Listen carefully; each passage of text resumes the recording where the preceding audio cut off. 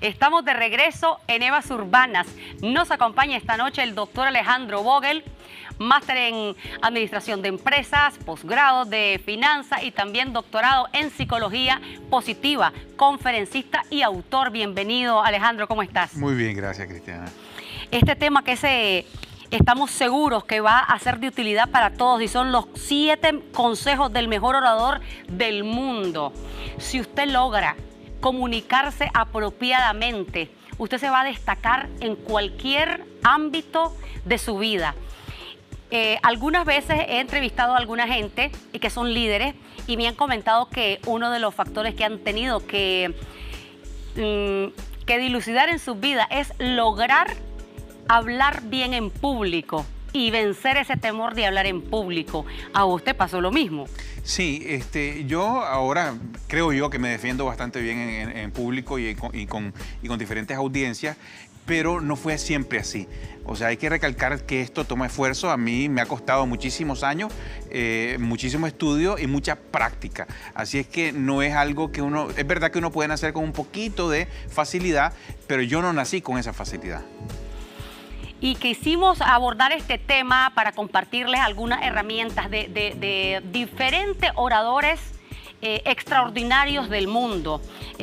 Junto con Alejandro estuvimos viendo diversidad de gentes en el mundo que dominan el arte de la oratoria de una manera magistral, como por ejemplo el expresidente Barack Obama, del cual además hay un libro que se llama El Método Obama, donde te van exponiendo que en parte, ¿por qué ganó la presidencia de Estados Unidos? Por ese don de la oratoria.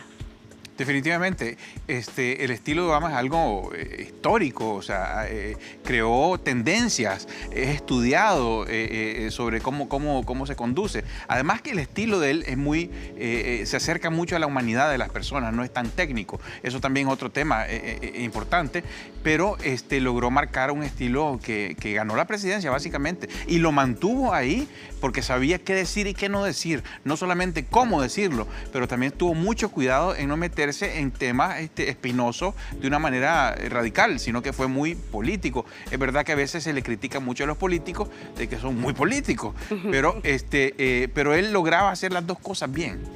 Y eso es un factor, por ejemplo, de estudio, porque parte del éxito de un líder es lograr conectar con el público a través de cómo va a hablar. Y esto ahora que estamos en tiempos en que somos líderes, ya sea de pequeñas empresas, queremos inspirar a la gente para que ya sea compre un producto, un servicio que nos compre a nosotros como profesionales, en la medida en que nosotros nos expresemos de una manera correcta, sobre todo cuando estás en público, eso te va a hacer a vos destacarte en medio de tanta gente. La verdad es que el hablar en público o hablar en un grupo pequeño, en una reunión de negocio, es de vital importancia. El que sabe hablar en frente a 100 personas, sabe hablar en una reunión de 6. Y es de vital importancia el que sabe llevar la palabra. Porque esa es la idea con la cual el jefe o el cliente se va a quedar al final de cuentas. O sea, se trata de que tenemos tiempo limitado en la televisión, en Facebook, en una reunión, y tenemos que dejar nuestro punto bien claro y que la última idea sea la que dijimos nosotros. Suena un poco como comercial, pero realmente es un arte que nos ayuda en todas las facetas de nuestra vida. Y no es, por ejemplo, la improvisación, eso hay que casi que dejárselo a los que son magos ya en esto. Pero viendo, por ejemplo, al ganador, el ganador del concurso de oratoria a nivel mundial, él comenzó a dar sus tips. Y uno de ellos no es que usted se va a ir a la guerra, digamos, sin preparación. Esto es un ensayo como que usted está en una obra de teatro. Sí, hay gente que cree que improvisan. Y eso no hay nada más lejos de la verdad que eso. Aunque parezca que está improvisando, realmente hay preparación detrás de eso profunda y muchísimas horas de práctica. Ahora, a veces es necesario improvisar, pero ya con una experiencia de prácticas de muchísimo tiempo, que ya esa improvisación realmente no es improvisación, pero parece. Exactamente. Y uno de los, digamos, consejos que manifestaba todos estos eruditos de la materia que hablamos es el hecho de que cuando te vas a enfrentar a un público, uno supone que claro que va a estar preparado, pero es preparado hasta con un espejo de frente para que usted se pueda visionar y de alguna manera a dónde va a tener las manos. ¿Qué vas a tener en las manos? ¿Cómo vas a caminar? Porque todo comunica. Sí, una de las maneras es practicar, practicar y practicar. Y a veces podemos conseguir amigos, familia, frente a un espejo, como dice Cristiana, pero practicar. O sea, la única manera de vencer el miedo de la oratoria, de lograr expresar nuestras palabras de manera clara, es la práctica. Así es que sí, definitivamente hay que buscar ese tiempo. No es algo que se puede llevar a la ligera. Por otro lado, también, por ejemplo, como hemos en otros programas compartido lo del discurso del elevador, que ha escuchado lo del discurso del elevador, por claro supuesto, que sí. Que uno cuando tiene el momento un momento que a veces es único, te encontraste a alguien importantísimo, tenés que venderle tu idea en un minuto. Sí, a ver, si puedes decir algo en 10 palabras que tendrías que decirlo en 20, hay que decirlo en 10. Porque vamos al grano, la persona que sabe, y eso lo decía otro de los eruditos que hemos hablado, la persona que sabe de lo que está hablando y tiene las ideas claras, no le faltan las palabras. Y a veces uno piensa que es como muy obvio, pero no es tan así porque uno cuando está, por ejemplo, practicando en la soledad de su cuarto, no va a tomar en cuenta los nervios que da cuando uno se pone de pie ante un público de 100, 200, 300 personas, que desde ahí ya comenzás como que con un temblor terrible. Y ahí, por ejemplo, ¿qué técnica pudiésemos usar para controlar esos nervios? Bueno, a mí lo que me ha funcionado de nuevo es la práctica. Tengo 17 años de dar conferencias, públicos de hasta 500 personas, 1000 personas, 100, a veces 5, pero no importa, el tema es, y siempre quiero dejar esto claro, siempre da un poquito de miedo. Aún a los oradores más experimentados, los ganadores de los premios, siempre confiesan de que hay un poquito de miedo. Los actores más importantes en el teatro, todos dicen que el temor no es que se va a desaparecer, pero lo vamos a dominar.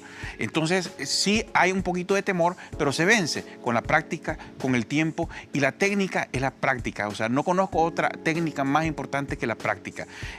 Hay una gente que dice, bueno, cuando estás viendo un montón de gente, trata de no enfocar a una sola persona, pero eso no es cierto, necesitamos un contacto personal. Así es que lo que tenemos que hacer es perder el miedo de que las personas simplemente están ahí porque quieren saber algo de nosotros.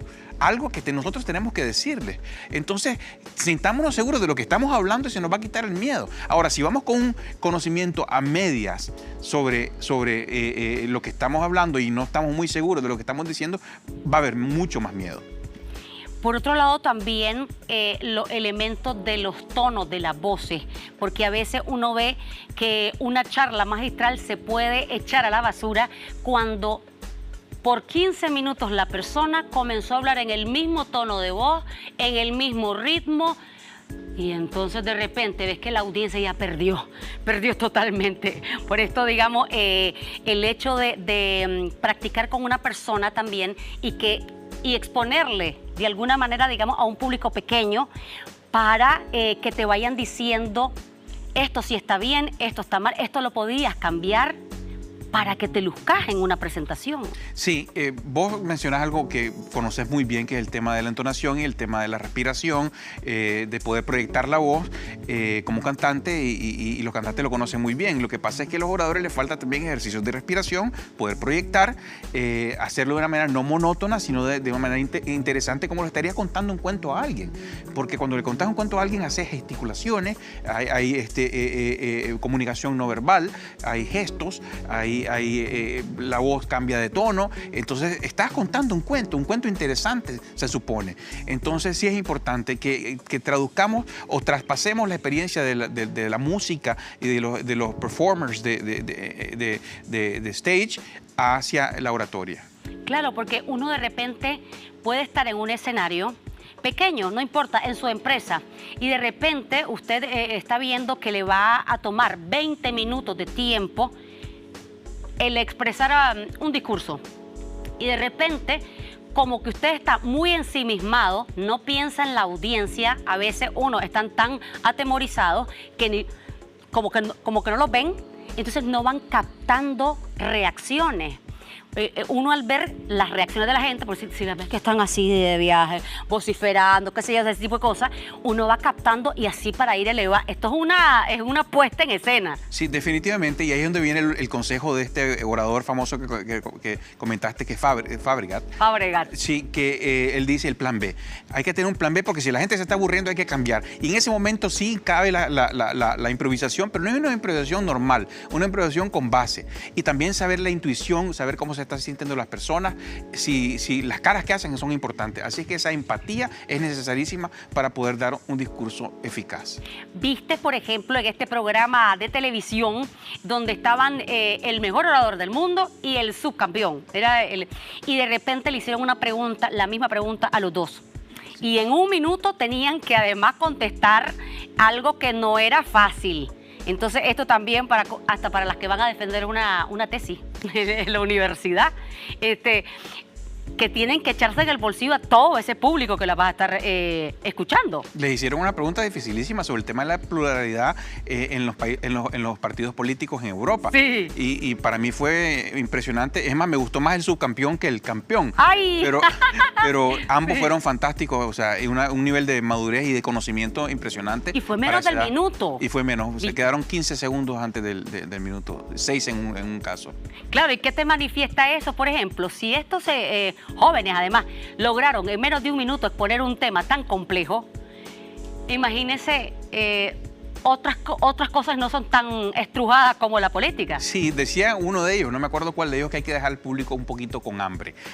Si está diseñado el discurso para 30 minutos, démoslo en 23 o 25, para que queden un poquito con hambre y no darles todas las respuestas, que queden pensando también porque les interesa sacar sus propias conclusiones, no darles cocinado todo. Tenés toda la razón, por eso ya me voy a ir. Por eso ya nos vamos a ir esta noche. Pero sí, recuerde que si usted quiere alguna charla, taller, conferencia o ver todos los temas que está compartiendo Alejandro Vogel en YouTube, que se ha vuelto un youtuber tremendo. Gracias. Muchísimas gracias. La página web también.